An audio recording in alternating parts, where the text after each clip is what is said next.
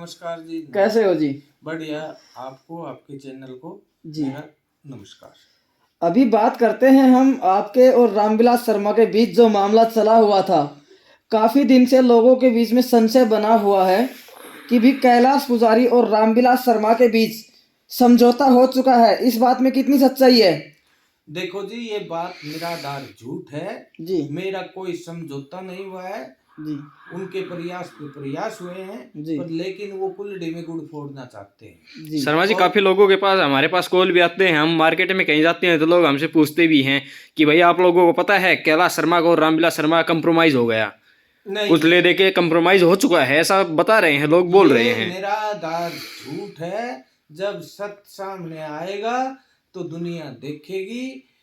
कैलाश ने इससे समझौता करना होता तो इसने मेरे पूरे गांव के जो भी मेरे मुखिया सरदार थे, मेरे जो नजदीक साथी थे, वो सब बुला लिए। उनके सामने भी इसने प्रयास किया था, लेकिन ये कुल्हड़ी में गुड़ फोड़ रहा था। मेरे साथ पूरा समाज आया है, पूरा जनता आई है मेरे साथ। परमात्मा का साथ था, सच्चाई थी, मैंने मना कर दी। अभी बात करते हैं कार्रवाई की। तो लोग कह रहे हैं कि आखिर क्यों कैलाश पुजारी चुप हो गया और कार्रवाई चल भी रही है नहीं, और चल रही है तो कहाँ तक पहुंची? देखो जी, कार्रवाई की ऐसी, परमात्मा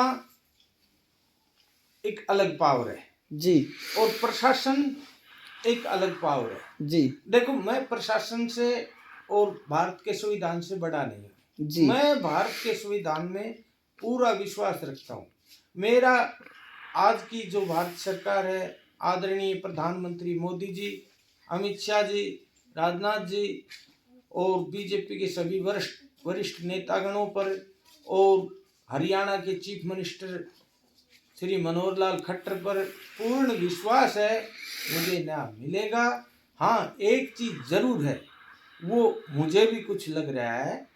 अब जो राष्ट्रपति जी के मैं कार्रवाई करके आया था, उसका 29 तारीख को वो कार्रवाई चालू हुई थी। 29 तक 1 महीने का उसका टाइम था। कौन सी 29 को स्टार्ट हुई थी शर्मा जी? ये 29 अक्टूबर को जी जी नवंबर को और 29 दिसंबर को कंप्लीट होनी थी कार्रवाई। 29 दिसंबर को कंप्लीट होनी थी। क्या हुआ फिर लेकिन उसका? ये समय क्यों लग रहा है, ये मुझे भी पता नहीं।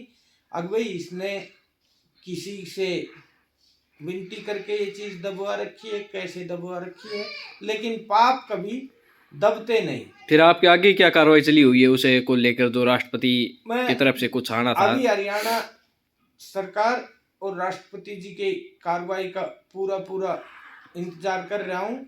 अगर 1 वीक के अंदर अंदर इस पे कार्रवाई नहीं हुई तो मैं राष्ट्रपति महोदय के भी दोबारा आरटीआई लगा कर वो गुहार लगाऊंगा और सीएम साहब के भी आरटीआई लगा के गुहार लगाऊंगा। इंतजार आप ही नहीं, जनता भी कर रही है कि भाई आखिर इस मामले का पर्दाफाश कब होगा। कहीं ना कहीं कैलाश पुजारी की जो शैली है उस पर भी सवाल उठ रहे हैं, तो इसको लेकर के क्या कहेंगे?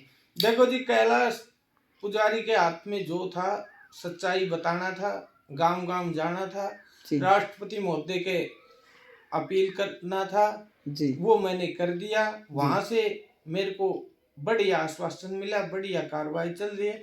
पर पता नहीं अब ये क्यों डिले हो रहा है, इसका मैं 1 सप्ताह और इंतजार करूंगा, नहीं मैंने पुनः इस पे कार्रवाई करनी है। क्या आपको नहीं लगता कि इस केस में ढिलाई, जो आज का जो चुनावी माहौल बना हुआ है, रिसेंटली अभी जो इलेक्शंस होने हैं उनके चलते कहीं ना कहीं बीजेपी पार्टी की छवि खराब ना हो जाए, इस वजह से रामविलास शर्मा इस कार्रवाई में रोड अटका रहे हैं? देखो जी, ये पार्टियों का और इलेक्शन का मुद्दा नहीं है, ये मेरा और रामविलास का इंडिविजुअल मुद्दा है जी। इसमें भी पार्टी क्या सोचती है वो तो पार्टी जाने जी। मैं पार्टी पे मैं पार्टी का कल भी सिपाही था, आज भी सिपाही हूँ और आगे भी पार्टी का सिपाही रहूंगा। वो तो पार्टी जाने भाई, ये क्या मुद्दा बनेगा, कैसे बनेगा, क्यों इसको दबा रखा है, कैसे कर रखा है, वो तो पार्टी जाने। लेकिन ये तो हमारा इंडिविजुअल मुद्दा है। आज भी इस पार्टी में आपकी इतनी इच्छा है, इतनी आस्था है, जबकि इसी पार्टी के एक कद्दावर नेता ने आपको दर दर की ठोकरें खाने पर मजबूर कर दिया, तो फिर भी आपकी इस पार्टी में अभी तक इतनी प्रबल आस्था क्यों है? देखो जी, ये पार्टी देश हित के लिए है जी और देश हित में बड़े बड़े इन्होंने काम किए हैं जी और इनका सबको साथ लेके चलने का जो ये सब में आस विश्वास वाला जो मुद्दा है ये जी। बिल्कुल सही है। जी। और देखो जी, बाजरे के सिट्टे में भी कौवा हो जाता है। जी कोई एक आदमी किसी के साथ वो कर दे तो वो सारी पार्टी थोड़ी होती है। जी वो तो उसने मेरे साथ विश्वासघात किया है, जी उसमें पार्टी भी, प्रशासन भी और देश का संविधान भी मेरी सब सपोर्ट करेंगे। अभी बात कर लेते हैं कि रणधीर पहलवान को लेकर भी कुछ इनपुट सामने आ रहे हैं, तो क्या खिचड़ी पक रही है आपके और रणधीर पहलवान और कैलाश शर्मा के बीच, ना सॉरी, रामविलास शर्मा के बीच में? देखो जी, रणधीर पहलवान ने जी बहुत बड़ा पाप तो ये किया कि उसने झूठ बोला। जी अब भाई मेरे सामने या मेरे लड़के के सामने 10 पैसे भी नहीं दिए, जी उनके ये सबूत हैं, उसके लड़के के रजिस्टर की ये कॉपियां हैं जी और उसमें इन्होंने ये झूठी कलम लिख के इसमें भी दर्शा रखा है। अब भाई कैलाश ने रामविलास के पास जा रहा था, जी तब ये पैसे रामविलास के खर्चे के लिए लिए। तो रणधीर सिंह ने अपनी छवि खराब कर ली। रणधीर सिंह का चेहरा जनता के सामने आ गया और उसके रिश्तेदारों के भी सामने आ गया। कल उसके रिश्तेदार ने भी एक उसके खिलाफ बाइट जी दी है जी और रणधीर सिंह ने ये सफेद झूठ बोले थे, जी इसका ये खामियाजा भुगतेगा, समाज इसको माफ नहीं करेगा। जान और रणधीर सिंह ने सबसे बड़ा पाप एक किया है। जी कोई भी पिता जी अपने पुत्र को गलत काम करता होगा तो वो रोकेगा, जी लेकिन रणधीर सिंह ने अपनी झूठी छवि बनाने के लिए और वो करने के लिए झूठ बोला और अपने बेटे से गलत कलम चलवा दी। रणधीर ने अपने बेटे को कलम का कातिल बनवा दिया, उसका ये उदाहरण है। रणधीर सिंह की मैं क्लियर बता चुका हूँ, मेरा जो भी लेन देन है उसका भाई की लिखतम में लेन देन था जी और वो मैं बता चुका हूँ। कोई 3.5 लाख रुपए वो मेरे नहीं लगे थे, वो रामविलास के इलेक्शन में लड़े थे, जी उनका ब्याज जोड़ के तो 6.5 लाख किए जी और 3 लाख रुपए वो बैंक में भरने के लिए। मैंने तो इससे असल रकम तो सिर्फ 3 लाख रुपए ही लिए थे जो बैंक में भरने के लिए, जो मेरे लिए लिए थे। जी बाकी 9.5 लाख में इसने दरवाजा लिख लिया था। जी लेकिन विनाश काले विपरीत बुद्धि, रणधीर और रणधीर सिंह के लड़के का ये झूठ का पुलंदा मैं पूरी जनता के सामने और राष्ट्रपति की जो कार्रवाई है उसमें मैंने रणधीर का नाम ले रखा है, वहां इसकी विस्तार से वो करके और इसके खिलाफ मैं कोर्ट में भी कार्रवाई करूंगा। रणधीर ने एक तो 9.5 लाख रुपए में तो मेरा दरवाजा कर लिया जी और फिर वो दरवाजे वाले पैसे उनका 7,60,60,60 की एक कलम और करवा ली जी और उसके लड़के ने ये मेरे पास रजिस्टर की कॉपियां भेजी हैं। क्या है शर्मा जी? है इसमें ये उसने ये बोल रखा है, उसकी फोन में मेरे में रिकॉर्डिंग है जी और उसने ये बोल रखा है कि हम तेरी तरह पागल नहीं है, ये देखो तुम्हारी ये कलम और हैं हमारे रजिस्टर में, खुद की वही काको लिखनी है, खुद लिखनी है और इनमें ये भी लिख रखा है अगर रामविलास के पास गया जब ये पैसे लिए थे हैं और उसका बाप ये कह रहा था अगर भाई हम हमारे सामने 5 पैसे भी नहीं दिए। ये उनके लिखित के प्रूफ हैं, प्रूफ ये दुनिया को दिखाऊंगा मैं और कोर्ट में लगाऊंगा।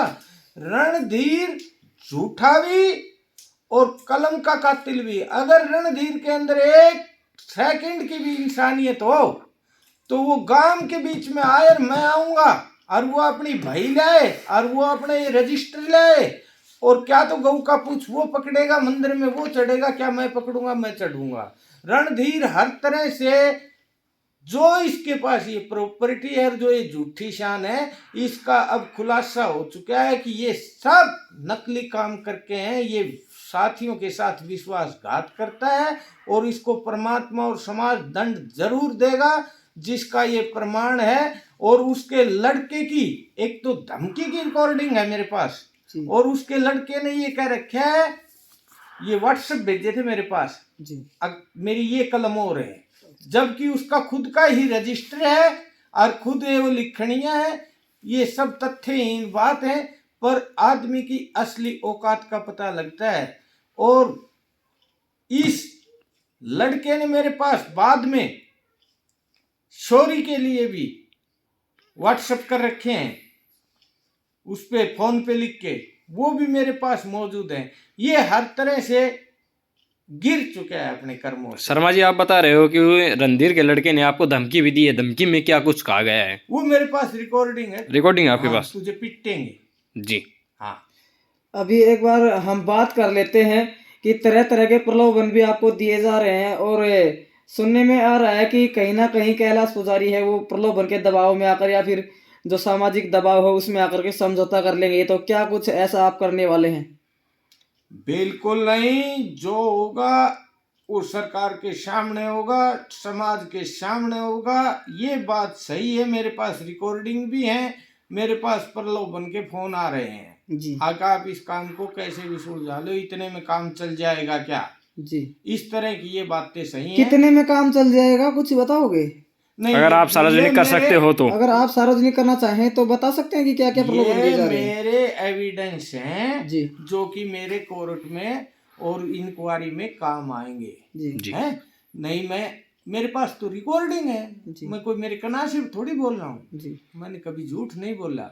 लेकिन इनको इनका किए का, इनका पाप का घड़ा भर चुका है। अब ये भांडा फूटेगा और जल्द से जल्द फूटेगा। तो आपकी इस तरफ से लगभग कितना समय और लग सकता है? आप किस नजरिए से देखो जी, देख रहे हैं कि लगभग कितना समय लग जाएगा, कितने दिन में जो समझौता है वो हो जाएगा? देखो जी, समझौते का तो कोई सवाल नहीं। नहीं, जो आपकी आगे की कार्रवाई है वो कितने दिन में हो वो जाएगी? मैं एक सप्ताह भर और बाट देखूंगा। जी कुछ ही कोरोना का भी टाइम चल रहा है। उसके बाद क्या कदम उठाने वाले हैं? उसके बाद मैं राष्ट्रपति महोदय के आरटीआई लगाऊंगा और सीएम खट्टर साहब के आरटीआई लगाऊंगा, और जैसा मेरे को जवाब मिलेगा उसके हिसाब से फिर मुझे सुप्रीम कोर्ट जाना है। धन्यवाद जी। ठीक है, राम राम जी। धन्यवाद।